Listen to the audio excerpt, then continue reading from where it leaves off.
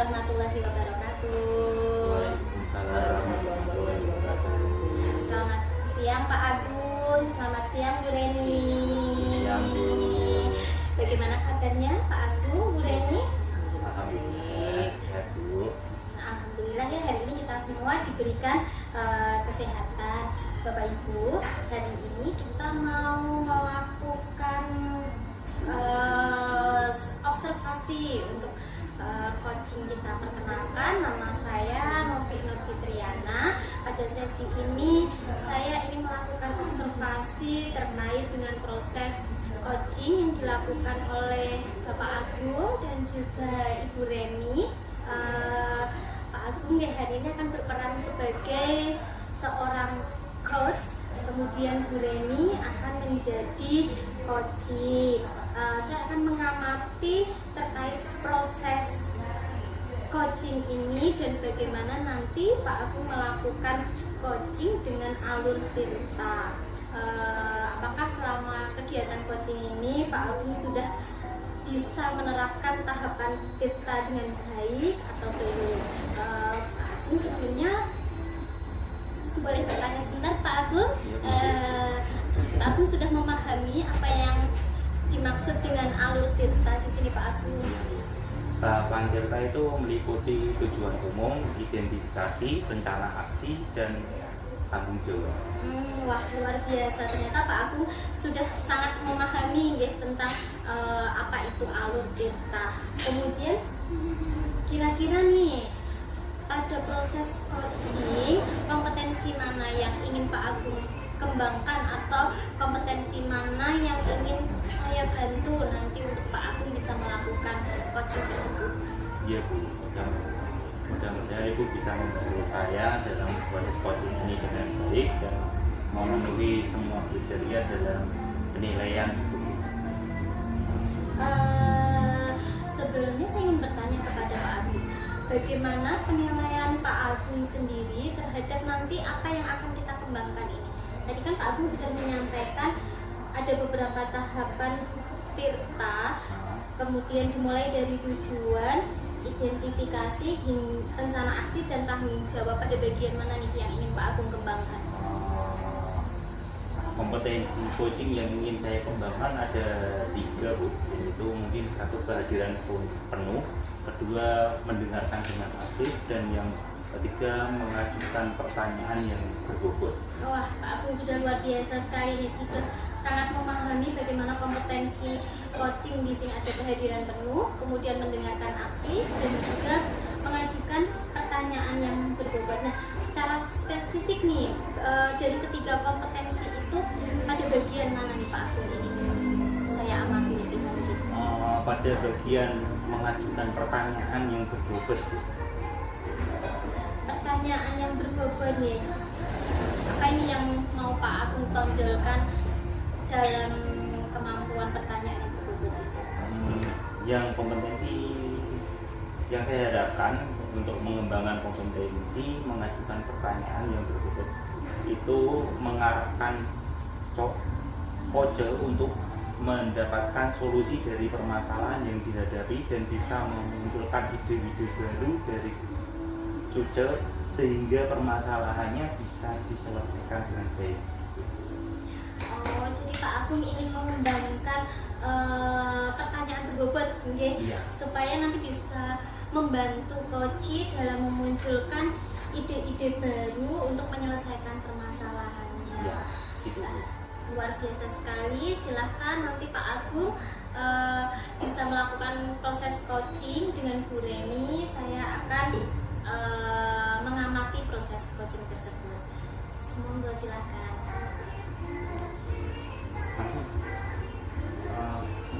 Halo Bu Reni. Halo. Selamat siang Bu Reni. Selamat siang Pak Gimana Agung. kabarnya Bu Reni? Alhamdulillah baik Pak, sehat. Bapak bagaimana kabarnya?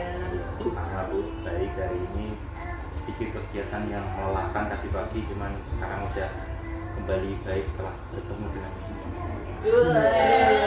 Saya jadi melayang.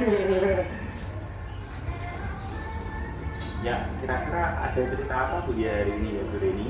Dari Bu Reni. Kok cerita itu banyak Pak? Tapi yang saya rasakan itu saya merasakan sebuah keresahan di dalam kelas saya, Pak. Jadi siswa di kelas saya itu cenderung pasif, Pak, diam gitu, Pak. Kemudian terkadang anak-anak itu bikin gaduh, terutama anak-anak yang pintar itu, Pak. Nah, ketika saya itu memberikan materi, memang semuanya itu antusias. Nah, namun saat penugasan anak-anak yang pintar ini justru malah cepat selesai begitu, Pak. Nah, ketika mereka sudah selesai, akhirnya itu Pak biasa bikin ulah dan itu tuh mengganggu teman-teman yang lainnya. Gitu. Berarti dalam pembelajaran di kelas Bure ini ketika penugasan anak-anak pintar itu cepat selesai dalam berjalan tugas gitu Iya. ya. Terus seperti bikin olah bagi teman-temannya yang belum selesai dalam mengerjakan gitu Bure ini. Iya. Nah, dari percakapan kita ini nanti apa yang menjadi harapan Bure ini? Jadi kalau dalam sesi ini tuh saya mengharapkan bisa menemukan solusi atas permasalahan saya tadi. Jadi saya itu bisa berharap bahwa anak-anak didik saya itu bisa pada posisi yang tenang, kondusif, sehingga kondisi kelas saya itu bisa menyenangkan, kemudian juga tidak terjadi kegaduhan sehingga nanti tujuan pembelajaran di kelas itu dapat tercapai, Pak.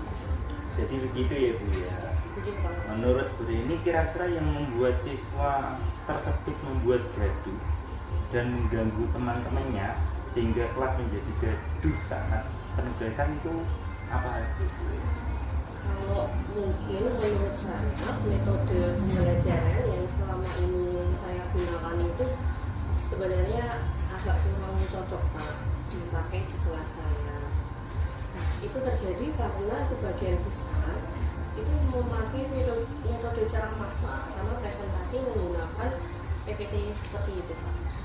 Tetapi kadang-kadang sesekali anak itu saya suruh untuk maju, kemudian untuk presentasi juga, diskusi juga, sehingga anak yang pandai itu akan terus maju presentasi gitu kan. Sementara anak-anak yang tadi, Pak, yang kurang mampu, kurang aktif itu jadi tetap pasif, tidak berani maju. Sehingga saat penugasan tadi anak yang pintar itu tetap cepat selesai, Pak. Dan ketika sudah selesai semuanya, maka anak tadi yang bosan tadi pasti akan mengganggu teman-teman yang lainnya. Padahal saya sudah berusaha untuk menyuruh mereka, tapi mereka itu tidak bisa diam. Nah, kadang itu malah sering izin keluar, Pak, itu, Pak, anak-anak itu alasannya ke kamar mandi. Padahal kalau secara saya lihat mereka itu tidak ke kamar mandi, Pak, malah mainan di luar, lihat suasana baru gitu, Pak. Betul ya Bu ya, anak-anak yang pandai itu memang cepat sekali dalam menyelesaikan tugas-tugas mereka, dan cenderung anak-anak yang aktif dan tidak bisa diam itu mereka anak-anak yang berkemampuan lebih dari teman-teman, sehingga ketika tidak ada tugas yang dikerjakan mereka sering akan mencari kegiatan lain yang lebih membuat mereka aktif atau berulah gitu ya Bu. Seperti mengganggu teman juga, mengajak teman-teman bermain, atau bahkan sering ngajak mereka anak-anak teman-temannya itu untuk keluar dengan alasan-alasan tertentu. Nah, kalau seperti itu kira-kira apa yang bisa membuat siswa Ibu Reni kembali fokus dan kondisif dalam pembelajaran? Menurut saya mungkin yang akan bisa saya lakukan itu mengubah metode pembelajaran saya. Jadi merubah metode yang tadi ceramah itu saya akan coba dengan kegiatan berkelompok, kemudian ada juga TGT, ya kan. Nah, dengan begitu nanti harapannya pada saat mereka itu berkelompok semua siswa itu bisa aktif juga, sehingga anak yang pintar bisa berbagi dengan teman-teman mereka. Dan kemudian pada kegiatan ini jika anak itu sudah selesai duluan, maka tidak akan mengganggu teman-teman yang lain, seperti itu, Pak. Ya, iya Bu. Kalau itu saya setuju karena menggunakan metode tutor itu seperti menggunakan metode tutor sebaya ya Bu. Itu bisa meminimalisir kegaduhan yang dibuat anak-anak tersebut sehingga kelas juga jadi lebih kondusif. Nah, tadi Bu Reni mengatakan bahwa menurut pandangan Ibu Reni, anak-anak yang pintar tadi tidak bisa diam. Kira-kira apa yang membuat Bu Reni berpikir bahwa anak-anak tersebut tidak bisa diam dan aktif terus?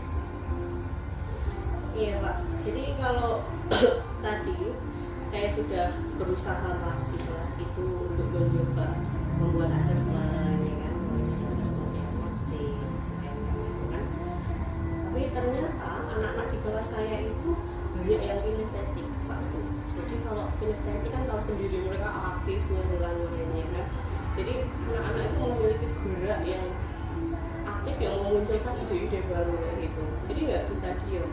Nah ketika ada yang pekerjaan itu yang mungkin sudah selesai, mereka akan mencari kegiatan yang lainnya. Bahkan itu tuh kadang kalau kita lihat itu merupakan upaya untuk mengganggu teman-temannya seperti itu Pak Aku.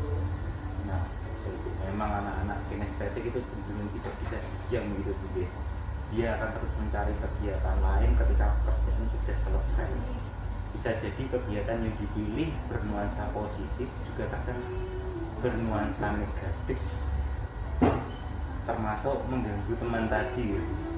Iya Pak, betul. Malahan itu kadang teman-temannya juga ikut Pak membuat kegaduhan gitu ya. Anak kecil kan suka kalau diajak rame kayak gitu. Nah, menurut Bu Reni, kira-kira pembelajaran yang dilakukan Bu Reni seperti itu apa anak-anak ini anak-anak itu tidak sama? Ada yang cepat selesai duluan atau yang lambat sama sekali?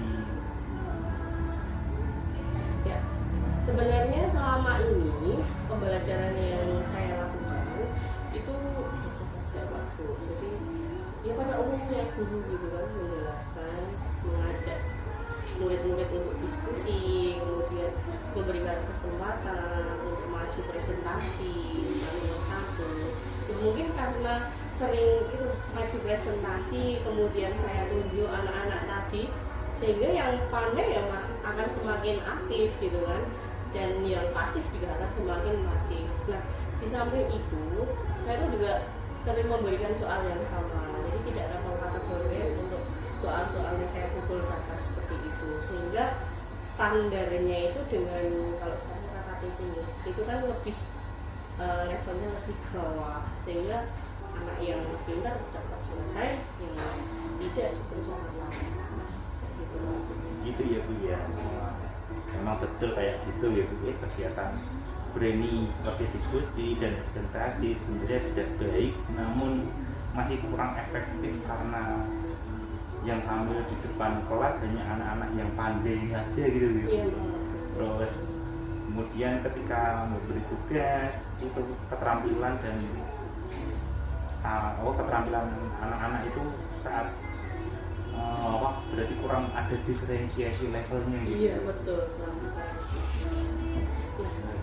Kalau sebenarnya saya itu juga sudah menggunakan beberapa sumber belajar. Kan biasanya kalau di SD itu ada buku dari pemerintah itu. Kemudian saya coba buka juga di link-link pembelajaran yang dari YouTube itu Pak. Nah selain itu ada juga semacam kayak LKPD itu sudah saya berikan soal-soal latihan.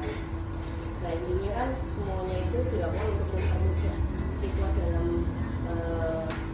menguasai materi.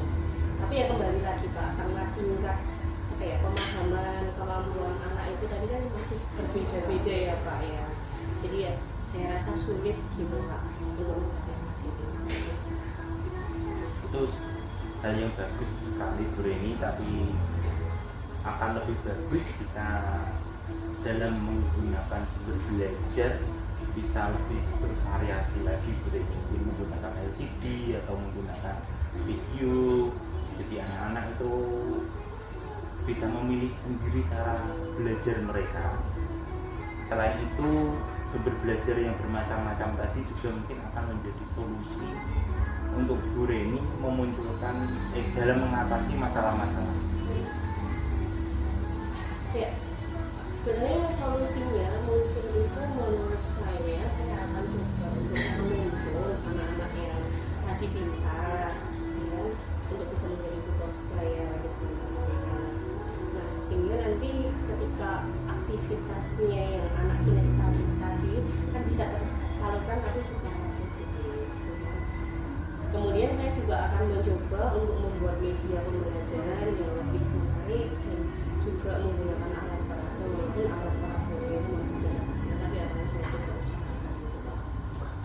sekali Bu Reni. Saya setuju dengan ide dan gagasan Bu Reni tadi.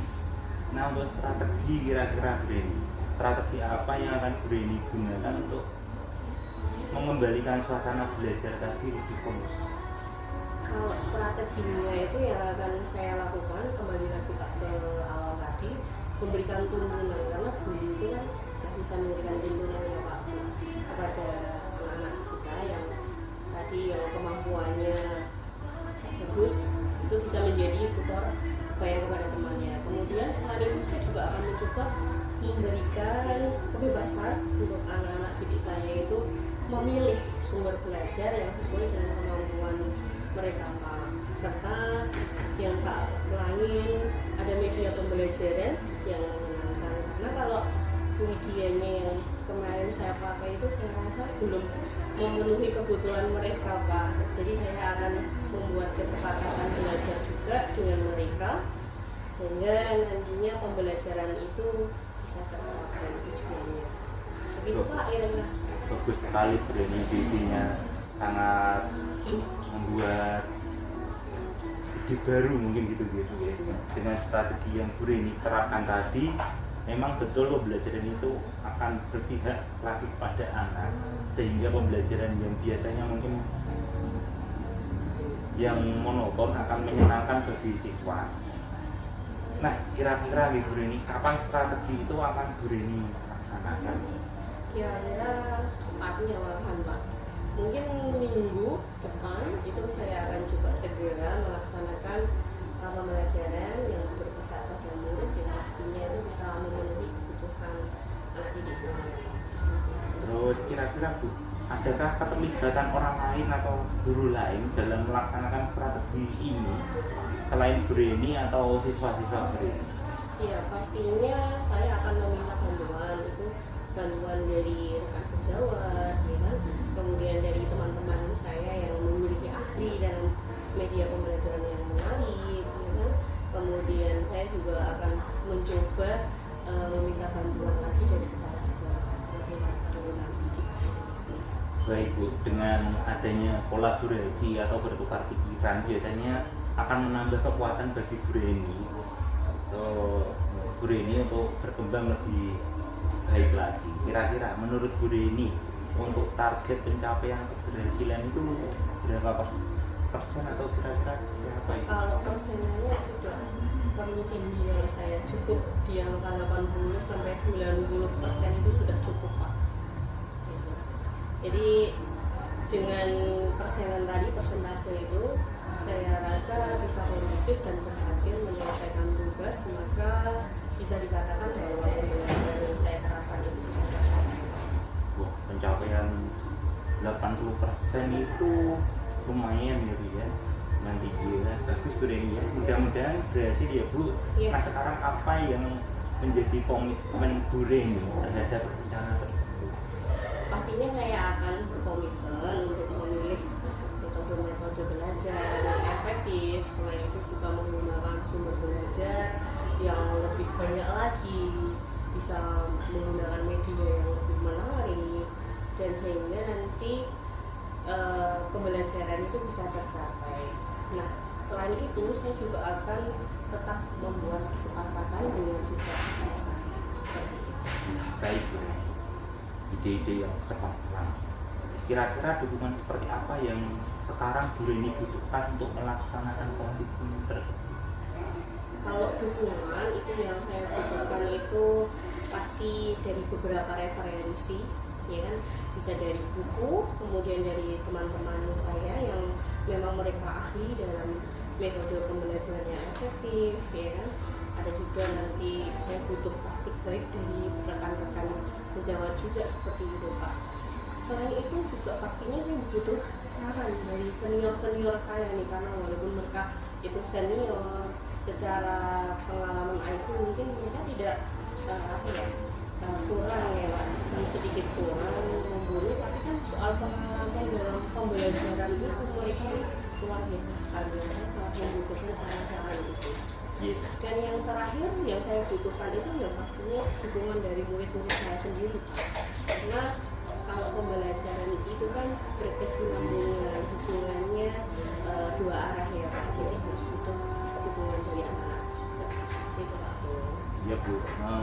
Itu ide yang sangat bagus sekali dengan berkolaborasi dengan guru-guru yang lebih senior mungkin ya kita bahasanya. Jadi nanti bisa membuat solusi permasalahan guru ini itu lebih mudah diselesaikan. Nah, saya hanya mendoakan mudah-mudahan anak guru ini bisa berhasil dengan baik dan tercapai sesuai harapan. 1 minggu lagi ya Bu ya, saya tunggu hasil dari rencana aksinya ya Bu ya.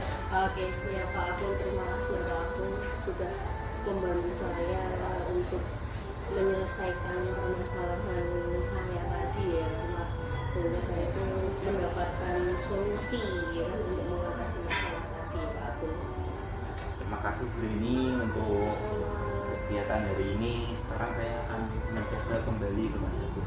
Itu benar Luar biasa sekali Pak Agung dan Bu Reni hari ini sudah melakukan proses coaching yang luar biasa. Bagaimana perasaannya Bu Reni?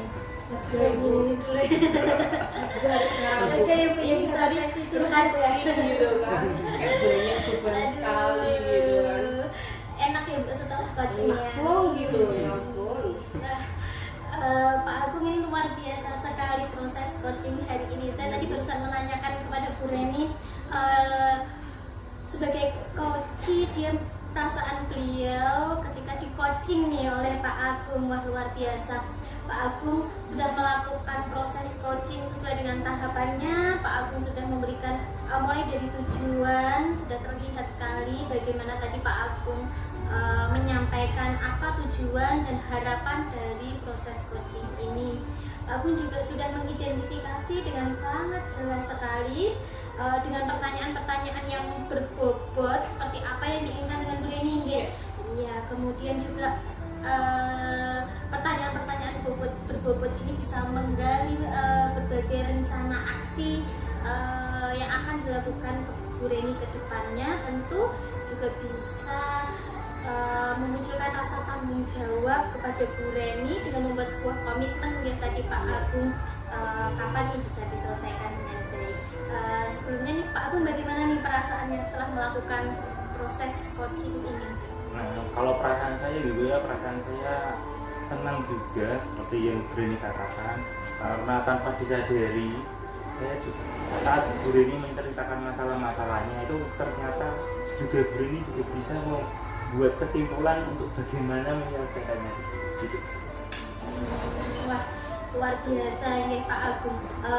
Dari proses coaching tadi nih menurut Pak Agung nih, bagaimana ketercapaian pengembangan kemampuan coaching yang diinginkan oleh Pak Agung tadi? Apakah sudah terlaksana Pak Agung? Kalau untuk menilai diri sendiri ya sudah terlaksana gitu. Tadi indikator yang saya inginkan juga ada rencana aksi. Nah, pada saat percakapan coaching tadi, Bu Reni juga sudah memunculkan rencana aksinya untuk memperbaiki pembelajaran di kelasnya, diantaranya menggunakan metode pembelajaran tutor sebaya, membuat kesepakatan kelas, menentukan sumber belajar dan media pembelajaran yang menarik, serta merubah model pembelajaran menjadi pembelajaran yang menyenangkan dan berpihak kepada siswa. Menarik nih Pak Agung. Tadi saat kita melakukan observasi nih pagi awal, Pak Agung secara spesifik ingin sekali mengembangkan kompetensi untuk dapat mengajukan pertanyaan berbobot. Nah, dalam proses coaching ini saya mau bertanya nih Pak Agung, sudahkah bisa menurut Pak Agung sendiri mengembangkan pertanyaan berbobot dalam proses coaching tersebut? Baik Bu, untuk pengembangan untuk kedepannya saya ingin mengembangkan kompetensi mendengarkan lebih aktif agar dalam melaksanakan coaching saya bisa mendengarkan permasalahan yang disampaikan lebih baik lagi. Luar biasa sekali Pak Agung. Selain dari proses coaching ini, Pak Agung telah mampu untuk membuat pertanyaan yang berbobot. Kedepannya Pak Agung juga ingin mengembangkan bagaimana mengembangkan kompetensi mendengar aktif supaya proses coaching ini bisa lebih optimal lagi nih. Terima kasih Pak Agung. Mudah-mudahan apa yang Pak Agung harapkan untuk dikembangkan bisa terlaksana dengan baik. Pak Agung, Bu Reni, Sekian observasi hari ini. Semoga kegiatan ini bermanfaat untuk kita semua. Assalamualaikum. Assalamualaikum warahmatullahi wabarakatuh.